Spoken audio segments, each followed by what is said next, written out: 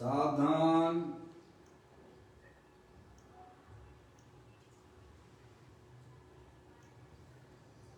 अपने चंचल मन को एवं चंचल उपयोग को स्थिर करने के लिए जिनवाणी माता के माध्यम से अपनी वर्तमान ज्ञान की पर्याय में सम्यक भेद ज्ञान उत्पन्न करते हुए शरीर और शरीर से भिन्न जितने भी चेतन अचेतन पदार्थ हैं उनका मुझ भगवान आत्मा से किसी प्रकार का कोई संबंध नहीं है। इस प्रकार से समस्त पर पदार्थों में अपने संबंध की वृत्ति को छोड़ते हुए अंदर जो अखंड ज्ञान ज्योति स्वरूप भगवान आत्मा है उसमें ही वर्तमान पर्याय का संबंध जोड़ते हुए कि मेरा ये भगवान आत्मा सदा काल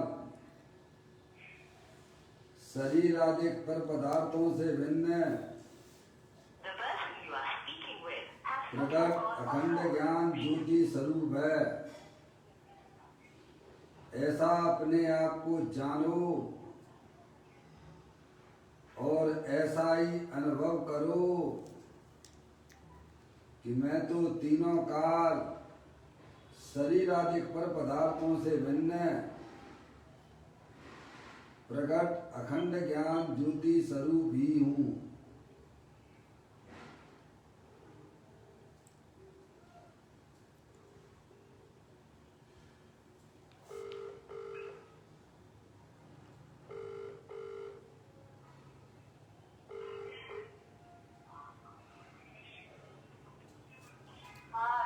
हाँ आंटी जय जिनेंद्र। इसी प्रकार से संसार अवस्था में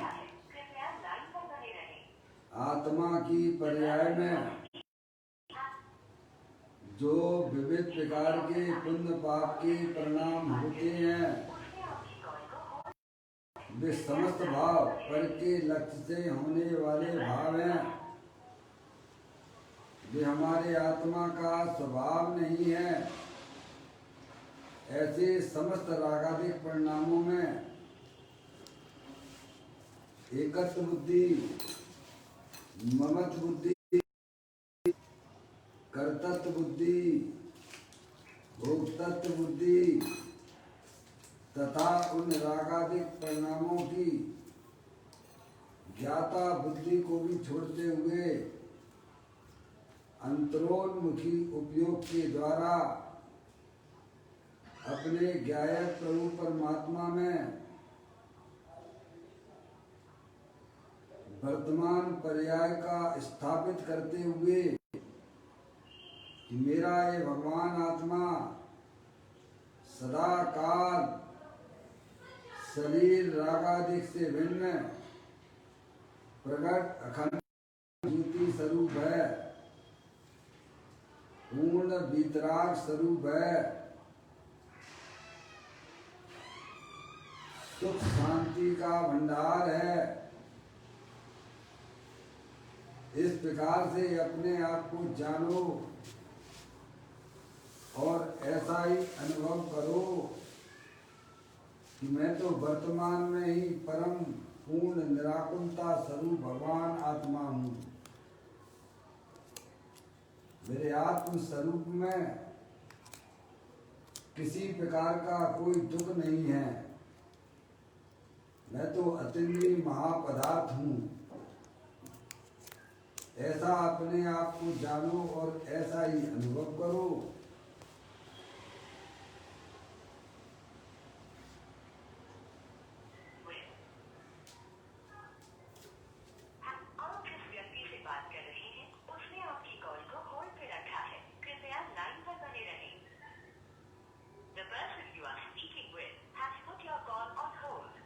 इसी प्रकार से संसार अवस्था में कृपया लाइन पर बने रहें। आत्मा The की person you पर्याय are में speaking with has put your call on hold. Please जो stay on the करके line. लक्ष्य से आप जिस होने व्यक्ति से वाला बात कर ज्ञान रहे है हैं, उसने आपकी कॉल को होल्ड पे रखा है। वह कृपया लाइन पर परलक्ष्य बने ज्ञान रहें। भी The person you are speaking हमारे with आत्मा has का put your call स्वभाव on नहीं hold. है। Please stay on the line.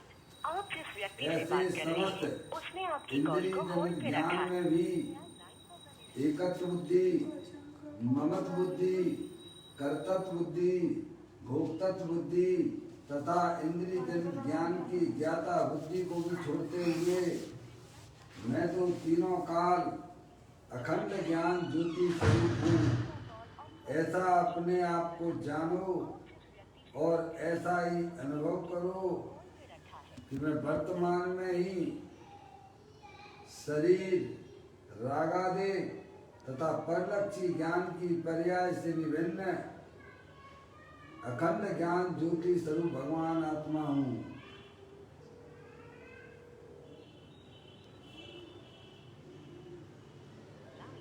आप जिस व्यक्ति से बात कर रहे हैं, उसने आपकी कॉल को होल्ड पे रखा है। कृपया लाइन पर बने रहें। The person you are speaking with has put your call on hold. Please stay on the line. मेरे भगवान आत्मा में शरीर रागादिक परिणतियां और परलक्षी ज्ञान की पर्याय का भी प्रवेश नहीं होता है, क्योंकि मेरा ये भगवान आत्मा सदा काल शुद्ध वीतराग विज्ञान घन स्वरूप है। ऐसा अपने आप को जानो और ऐसा ही अनुभव करो कि मेरे आत्म स्वरूप में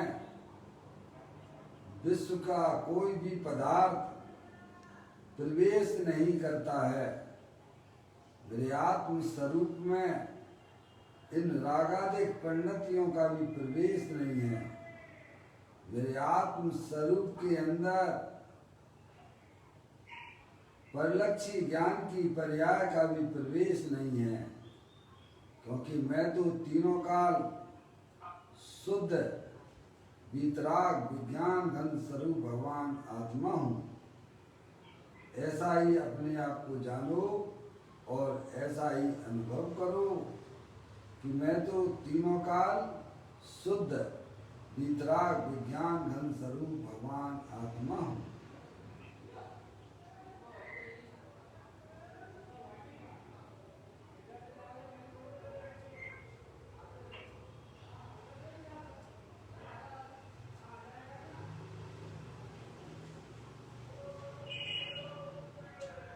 द्रव्य कर्म भाव कर्म नव कर्म रहित शुद्धात्म स्वरूपो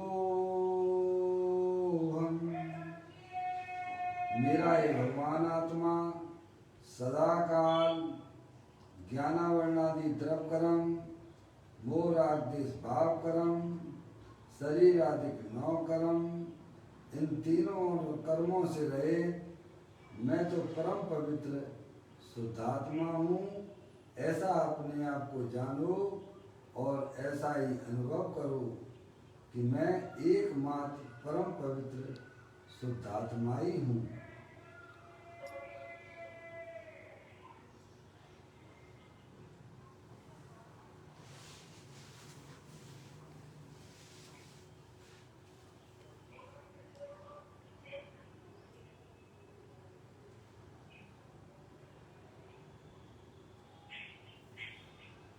ओम नमः सिद्धेव्या। ओम नमः सिद्धेव्या। ओम नमः सिद्धेव्या। चिंतामणि सम स्वयं का चैतन्य तत्वमान है। निज का करूं मैं चिंतवन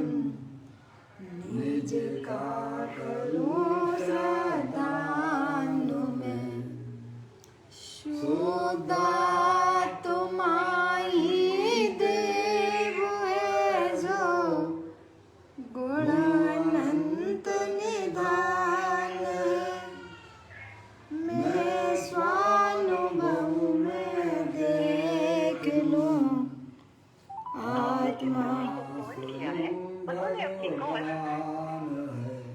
तिथि हुई है। मैं स्वानुभव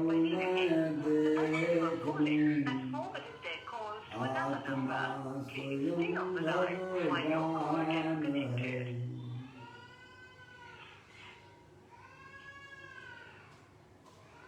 द्रव्य दृष्टि जिनेश्वर और पर्याय दृष्टि जिनेश्वर की चर्चा महान ग्रंथ के माध्यम से हम और आप यहाँ पर इस ग्रंथ का स्वाध्याय कर रहे हैं।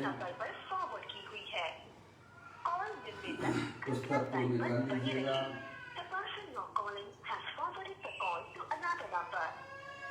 आज का बोल है 744वें नंबर का बोल है। ये सभी कर गए इसमें दोबारा से और जे का बोलिए तो जब बार बार बोलते जा रहे हैं। कोई बात नहीं, छोड़ दीजिए, आ जाएगा उनका। मैं काटे दिए वहाँ नहीं रहे। चलो कोई बात नहीं, छोड़ दो जिनका बोल पे आ जाएगा। 2 लोगों का तो हो गया। चलिए वहाँ लगा लो। आज का बोल है 744वें नंबर का बोल है। द्रव्य दृष्टि जिनेश्वर यहाँ चल रहा है। पेज नंबर 172वें नंबर का ये आ गया इनका।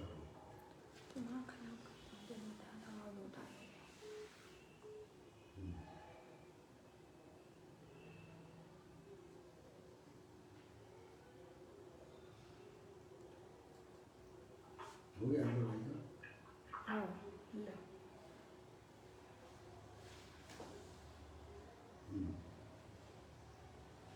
बोल को मैं पढ़ता हूँ।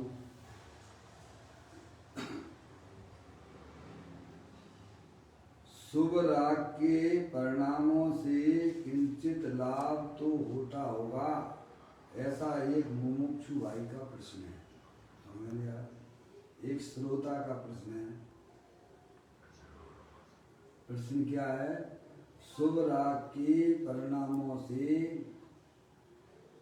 किंचित लाभ तो होता होगा। पूज्य गुरुदेव श्री कांची स्वामी उसका जवाब देते हैं, अरे किंचित भी लाभ माने तो मेरु समान, मेरु जितना महान मिथ्यात है। किंचित भी लाभ माने तो मेरु जितना महान मिथ्यात है। प्रश्न आपको समझ में आना चाहिए। शुभ राग के परिणामों से किंचित लाभ तो होता होगा, ऐसा एक भाई का प्रश्न है। शुभ राग यानी क्या? अपनी आत्मा में भगवान के प्रति पूजा का, भक्ति का, दया का परिणाम, अनुव्रत, महाव्रत का परिणाम, वह सब कहलाता है शुभ राग। और हिंसा, झूठ, चोरी, कुशील, परिग्रह का परिणाम, वह कहलाता है अशुभ राग। समझ गए? पाप परिणाम। समझ में आई? और अपनी आत्मा में सम्यक दर्शन, सम्यक ज्ञान, सम्यक चारित्र्य रूपी निर्मल पर्याय वह कहलाता है वीतराग रूप परिणाम। 3 तरह के परिणाम होते हैं। जीव के परिणामों की दशाएं 3 प्रकार की होती हैं। परिणति सब जीव की 3 भांत वर्णी, एक पुण्य, एक पाप और एक राग है। तीनों के विषय अलग अलग हैं। क्या समझ गए आप? पुण्य शुभ भाव, उसका विषय क्या है? सच्चे देव शास्त्र गुरु उसमें निमित्त होते हैं। समझ गए आप? अंदर में कसाई की मंदता, शुभ परिणाम, वह वास्तव में जीव का वह शुभ परिणाम है। और पंचेंद्रिय के विषयों में जो हमारी परिणति जाती है, हिंसा, झूठ, चोरी, कुशील, परिग्रह, समझ आप, वह परिणाम कहलाता अशुभ परिणाम। और अपने ज्ञायक प्रभु परमात्मा के आश्रय से जो पर्याय उत्पन्न होती है वह कहलाती है वीतराग पर्याय, निर्मल पर्याय। इस प्रकार से परिणामों के विभाजन को समझना चाहिए। समझ में यार, क्योंकि पर्याय के बिना कोई द्रव्य नहीं होता है और द्रव्य बिना पर्याय के होता नहीं है। ये अनादि अनंत सत्य है।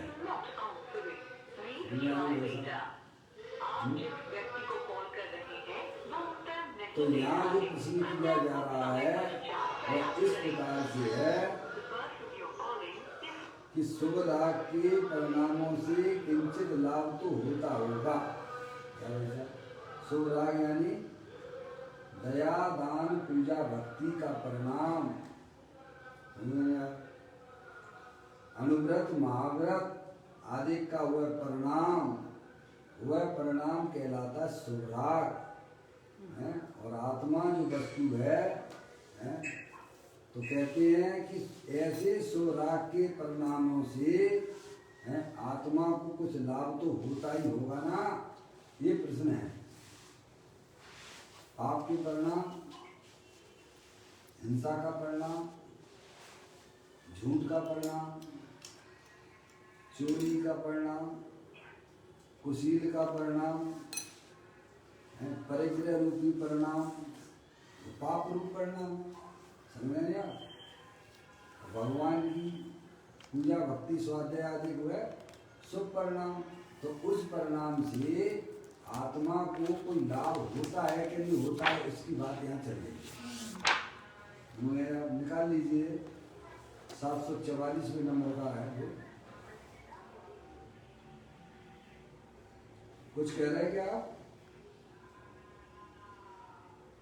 चलिए, तो पूज्य गुरुदेव श्री कहते हैं, अरे किंचित भी लाभ माने तो मेरु जितना महान मिथ्यात है।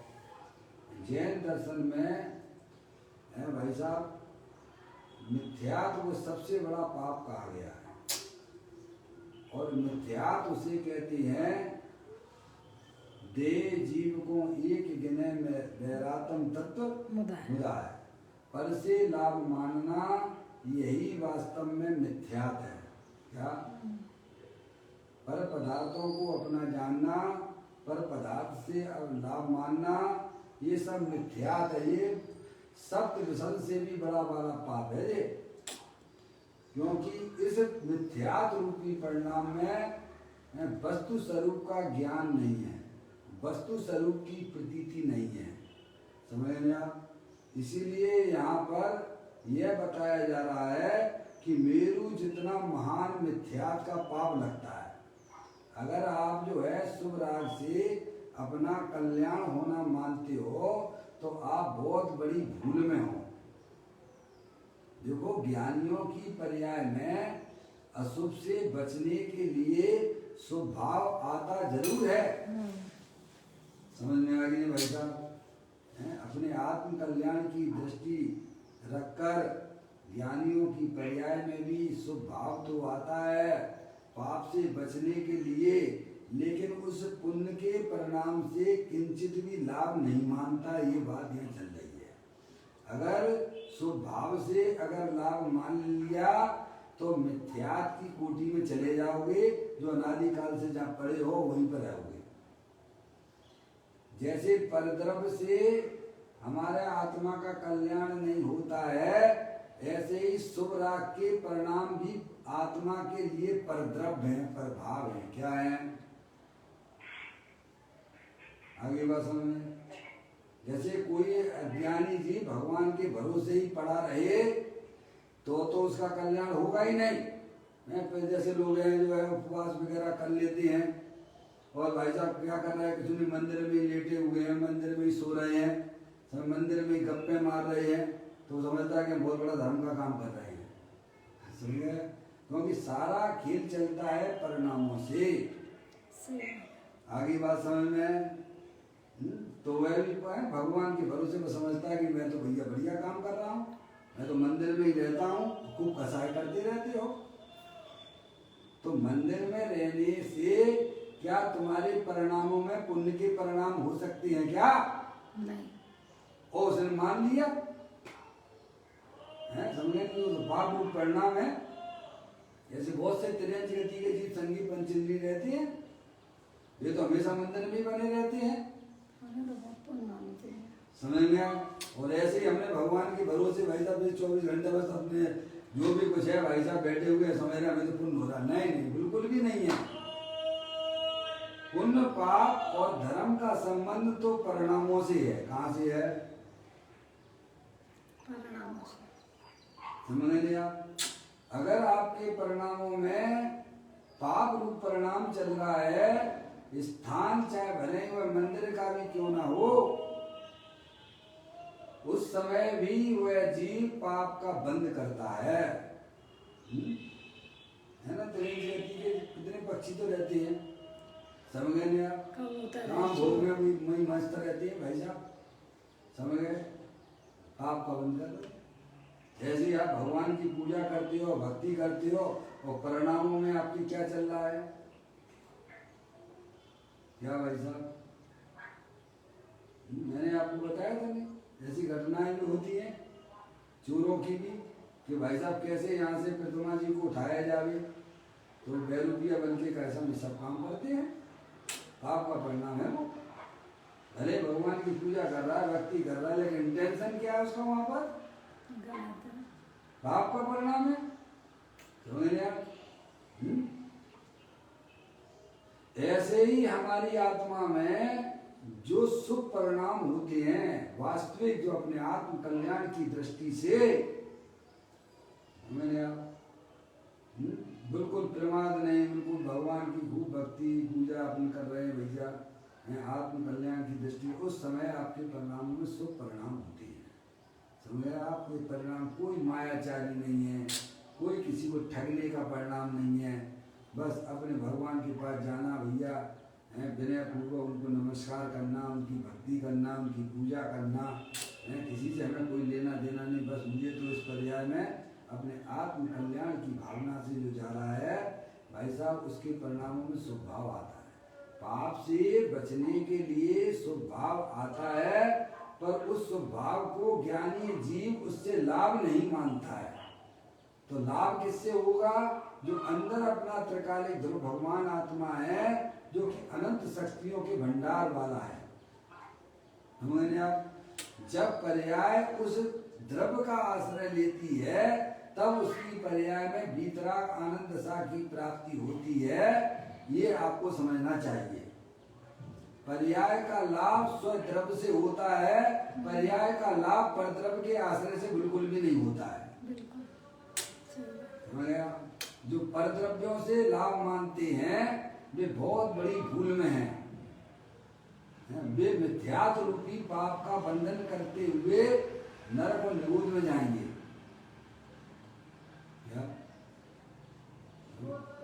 मैंने कहा ना, ज्ञानी जीवों की पर्याय में भी भाई साहब वो स्वभाव आता है। अभी उसकी पर्याय में पूर्ण वितराग दशा का तो काम ही नहीं है भाई साहब।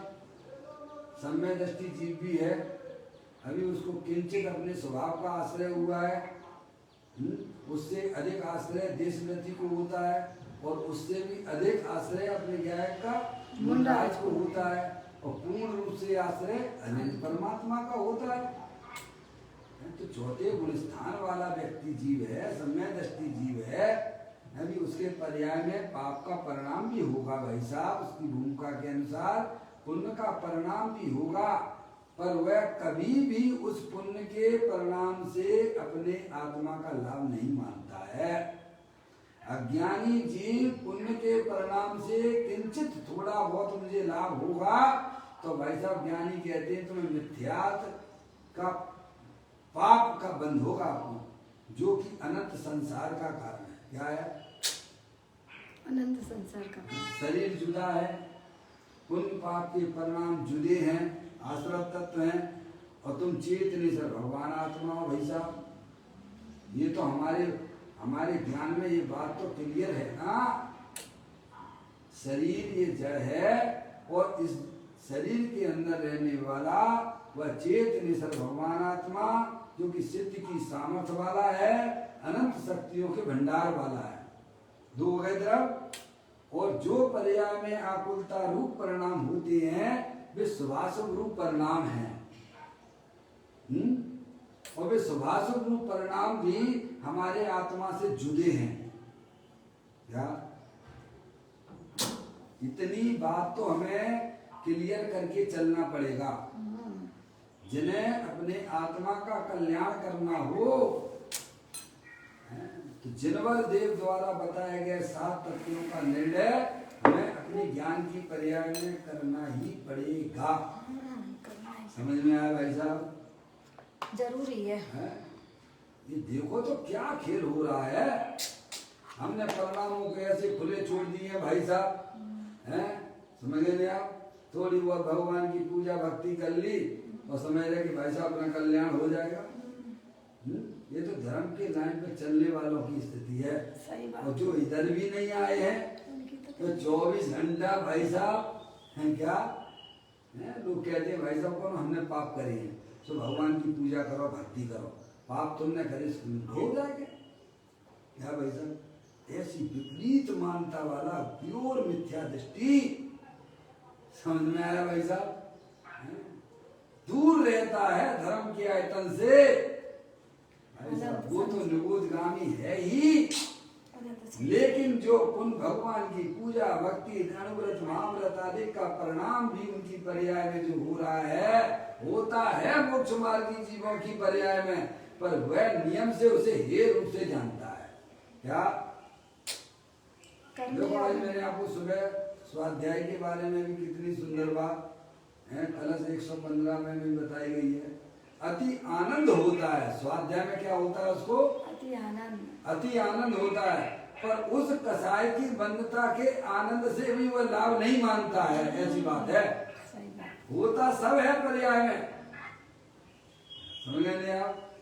ये विशेष बात है कि ज्ञानी जीव कभी भी क्या भाई साहब तो जानता है ये रागादेव परिणाम भाई साहब ये परलक्षी परिणाम है, ये आत्मा के परिणाम नहीं है क्या? और ना आत्मा उनका करने धरने वाला, ये भी आप सुन लीजिए ध्यान से। सही बात है। आत्मा की पर्याय में जो भी शुभाशुभ परिणाम होते हैं वे आत्मा के परिणाम नहीं है और ना ही आत्मा उनका करने धरने वाला है। आत्मा के परिणाम तो भाई साहब वीतराग रूप परिणाम होंगे। हैं? शक्कर मीठी है तो शक्कर मीठी है तो उसका स्वाद भी कैसा आएगा आपको? उसकी पर्याय मीठी तो होगी ना। ऐसे ही अपना भगवान आत्मा तीनों काल ज्ञानानंद मूर्ति स्वरूप है तो उसकी पर्याय दुख रूप होगी कि आनंद रूप होगी?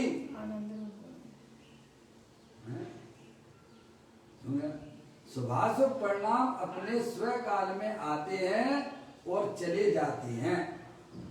लक्ष्य शुभ भाव के समय भी उसका लक्ष्य कहाँ रहता है? शुद्धात्मा की तरफ होता है, तभी वे शुभ भाव वास्तव में शुभ भाव कहलाते हैं। लक्ष्य हीन दृष्टि वाला जीव भाई साहब वह तो पापी ही है। आप शुभाशुभ परिणाम अनादिकाल से हमारे पर्याय में हो रहे हैं, क्योंकि हमें वस्तु स्वरूप का ज्ञान नहीं है, इसीलिए उनके कर्ता धर्ता भी हम बन जाते हैं और उनसे लाभ भी मान लेते हैं। शरीर की क्रिया को अपना मान लेते हो। तुम तो जानने देखने वाले पदार्थ हो ना भाई साहब, समझ? इसीलिए ज्ञानी जीव कहते हैं कि जो शुभ राग से अपनी आत्मा का लाभ मानता है उसे मिथ्यात्व का पाप होता है, क्योंकि उसने दोनों को मिला दिया। क्या कर दिया? जैसे शरीर भिन्न है, चेतनेश्वर पदार्थ भिन्न है, ऐसे ही हमारी आत्मा में जो भी शुभाशुभ इच्छाएं होती हैं वे भिन्न है क्या भिन्न है? अगर अभिन्न होती तो शुभाशुभ परिणाम तो भाई साहब नष्ट हो जाते हैं। हमारा आत्मा तो उस समय भी मौजूद रहता है। शुभाशुभ परिणाम कभी भी आत्मा से अभिन्न नहीं हो सकते हैं। जो भिन्न है उसे भिन्न रूप से स्वीकार करना, और वह परद्रव्य है, पर भाव है। देखो हमारे आचार्य भगवान बहुत सुंदर सुंदर बातें आगम के अंदर कहती हैं भाई साहब, आप जब नियम सारणी ग्रंथ का स्वाध्याय करते हैं तो यहाँ तक कि उन्होंने छायक भाव को भी क्या कह दिया, पर भाव कर दिया। बोलिए आप। ये शुभ भाव तो भाई साहब हैं, वे तो पर द्रव्य हैं ही, पर भाव हैं ही। अरे ज्ञानी तो कहते हैं कि भाई साहब ये जो है छायक भाव पूर्ण निर्मल पर्याय, वह भी वास्तव में आत्मा के लिए पर भाव है, पर द्रव्य है। ऐसा ग्रंथों के अंदर लिखा पड़ी पूरी है। वे कहते हैं अगर तुम निर्मल पर्याय की भी दृष्टि रखोगे तो तुम्हें सम्यक दर्शन की प्राप्ति नहीं होगी। पर्याय को पूरी तरह से गौण कर दीजिएगा। क्या करना, पूरी तरह से लॉकडाउन कर दीजिएगा, पर्याय की दृष्टि सर्वथा छोड़ दीजिएगा। समझने आप, चाहे वह पर्याय कैसी भी हो।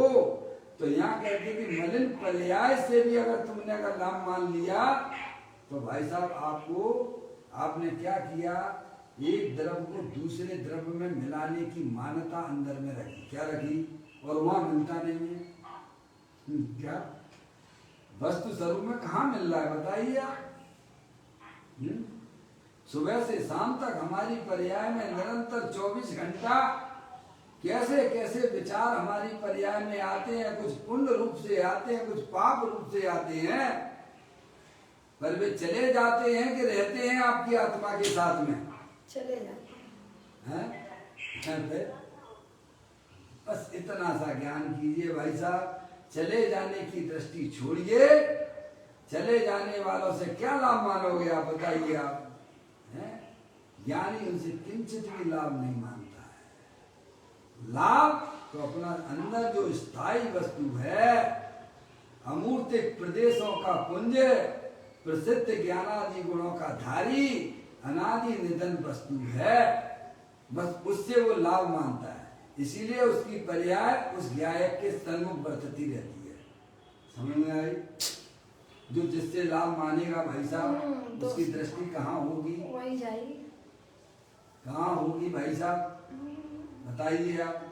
अनादि काल से हमारी दृष्टि है भाई साहब, जहाँ जहाँ भी लाभ मानती है वो वहाँ चली जाती है।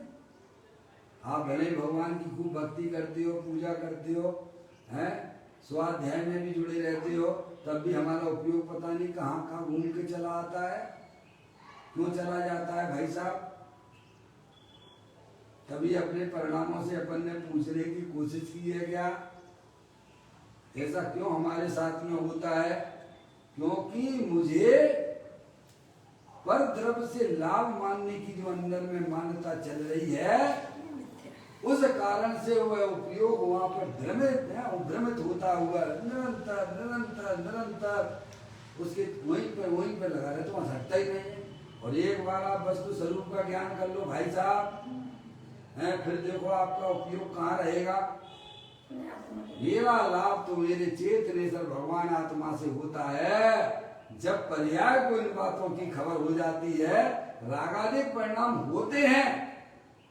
ज्ञानी जीव की पर्याय में उसकी भूमिका के अनुसार वह परिणाम होता है स्वभाव का, पर वह जानता है सब पराश्रित भाव है। ये हमारे आत्मा में आनंद प्राप्त कराने वाला नहीं है। जैसे लड़की को, विवाहित लड़की को दो ही शरण हुआ करते हैं। एक तो उसके जो है माता पिता का घर हुआ करता है और दूसरा उसका पति का घर। क्या, कौन सा? विवाहित लड़की को एक तो उसका पति का घर और दूसरा पिता का घर, और दूसरे जगह जाएगी तो क्या होगा भाई साहब, समझ नहीं आप। ऐसे ही हमारी परिणति रूपी लड़की तो दो ही शरण है, ज्ञानी जानता है। अशुभ भाव में जाएंगे तो भाई साहब दुर्गति हो जाएगी। प्रभु उस परिणति का तो बस एक शुद्धात्मा ही शरण है, और वह शुद्धात्मा में पूर्ण रूप से नहीं रह पाती है तो बीच में पंच परमेष्टि की भक्ति, पूजा, दया, दान आदि ये सारी चीजें आ जाती हैं। लेकिन उस परिणाम से किंचित भी लाभ नहीं मानता, ये खास बात है। उस परिणाम को भी हे रूप से जानता है। समझ में आया? तब तो वह पर्याय अपने ज्ञाय प्रभु परमात्मा को छोड़ती नहीं है ना। अगर ये ना माने, उपादेय बुद्धि अगर आ जाए तो कभी भी ज्ञाय प्रभु परमात्मा के पास जा नहीं सकती है वो पर्याय। समझ रहे आप? तो यहाँ कहते हैं, जो भाई का प्रश्न है, शुभ राग के परिणामों से किंचित लाभ तो होता होगा ना आत्मा को, है भाई साहब? आत्मा वीतराग स्वरूप है, आनंद स्वरूप है, और शुभ राग दुख रूप है। कैसे हैं?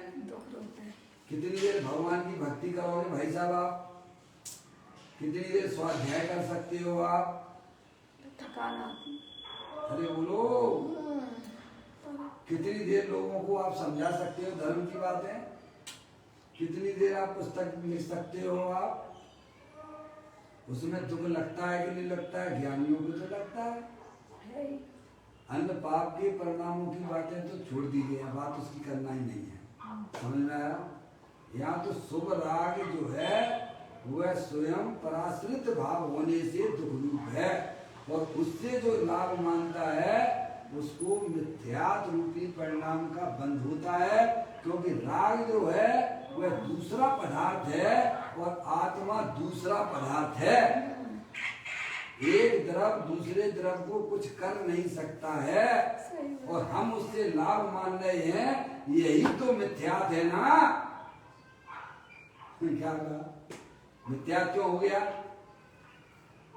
क्यों हमने आपने एक तरफ से दूसरे तरफ का लाभ मान लिया, जबकि दोनों के बीच में वज्र की दीवार है। क्या है? वज्र की दीवार है। जैसे आत्मा और शरीर के बीच में वज्र की दीवार है, ऐसे ही आश्रम शुभ राग के बीच में और आत्मा के बीच में एक वज्र की दीवार है। सही बात है। ऐसी बात है। तो कहते हैं कि किंचित भी लाभ नहीं होता, क्योंकि शुभ राग जो है पराश्रित भाव है, और आत्म आश्रित भाव वही वास्तव में संबंध निद्रा और मोक्ष का कारण होता है। कौन सा? संबंध। जो अपने ज्ञाय कोई परमात्मा का आश्रय लेता है, जो परिणाम वह आनंद रूप हुआ करता है, संबंध निद्रा का कारण होता है वो। इसीलिए ज्ञानी जीव ऐसी भूल कभी नहीं करता है? लोग गुरुदेव के बारे में बहुत कहते थे, देखो भैया ये शुभ भाव को कितना हे बताते हैं, शुभ भाव को कितना हे बताते हैं, पर आपने उनका जीवन देखा भाई साहब। और लोग ये भी कहते हैं स्वयं तो इतने लगे रहते हैं, भक्ति पूजा स्वाध्याय, और गुरुदेव का क्या काम था? कोई दुकान तो उनकी थी नहीं। क्या भाई? 24 घंटा उनका उपयोग कहाँ रहता था भाई साहब? अपने चैतन्य है, लक्ष्य गायक का रहता था, और शुभ भाव के कार्यक्रम सब बाहर में देखते थे उनके, लेकिन उसको भी ये बताते थे। बताइए ऐसे ज्ञानी जीव कभी भी शुभ भाव से अपनी आत्मा में लाभ नहीं मानते हैं। समझे नहीं आप?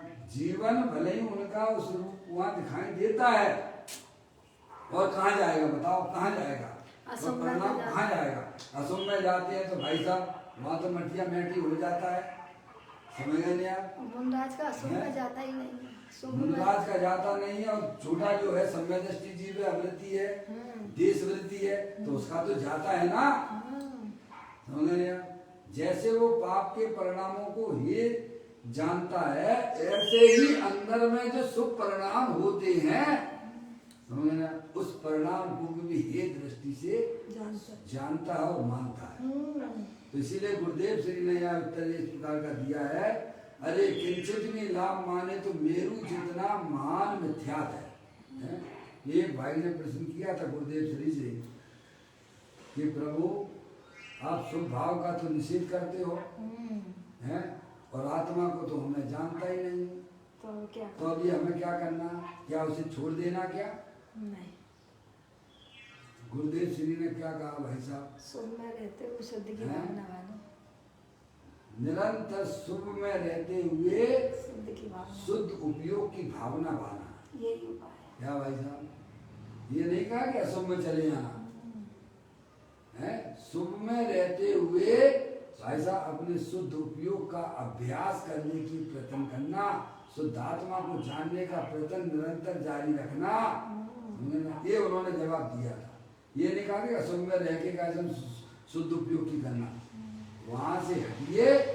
और इधर जो है, जो हमारी जो है परिणामों में भाई साहब, जब तक कल कितने वैराग की बात आई थी, अपने परिणामों को वैराग में है भाई साहब, ऐसा उसमें भिगोइएगा आप।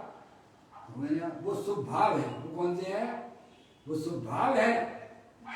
जब तक जमीन जो है आपकी उपजाऊ रूप से नहीं होती है, तब तक उसमें बीज डालना संभव है क्या? क्या उसमें फल होगा क्या? कितना भी अच्छा बीज डालेंगे वो तो पहले अशुभ से बचकर ज्ञानी भी शुभ भाव में आते हैं। उनकी पर्याय में भी शुभ भाव होता है, पर वे किंचित भी उस परिणाम से शुभ भाव से लाभ नहीं मानते हैं।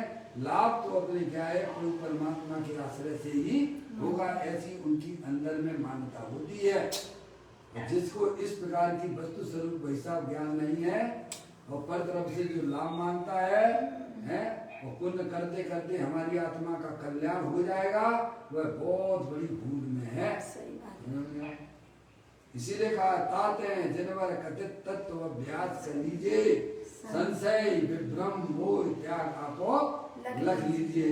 इस प्रकार से यहाँ पर द्रव्य से लाभ मानना, पर भाव से लाभ मानना, वह मिथ्यात्व का पाप लगता है भाई साहब। सब अलग अलग हैं, जीव जुदा है, आत्मा में होने वाले रागादिक परिणाम भी भाई साहब जुदे ही हैं। वे हर समय नए नए पैदा होते हैं, चले जाते हैं। और अचेत निश्चल भगवान आत्मा हर समय नित्य स्थायी रूप से विद्यमान होता है। तो ज्ञानी कहते हैं भाई साहब, जो चला जाता है उससे तुम लाभ क्यों मानते हो? जो स्थायी वस्तु है उससे लाभ मानो ना, तो तुम्हारी मान्यता ठीक हो जाएगी और तुम मिथ्यात्व के पाप से भी बच जाओगे। इस प्रकार से सुंदर बोल हमें यहाँ पर एक लाइन का बोल था, इसीलिए इसे यहाँ पूरा करते हैं। कल फिर एक नए बोल के साथ में अपन स्वाध्याय प्रारंभ करेंगे। अभी अपना समय यहाँ पर हो गया। निज निधि निज में बताई ये अनंत अनंत उपकार है, उसके लिए जिन वाणी माँ को वंदना सतवार है, वंदना सतवार है। नमः नमः।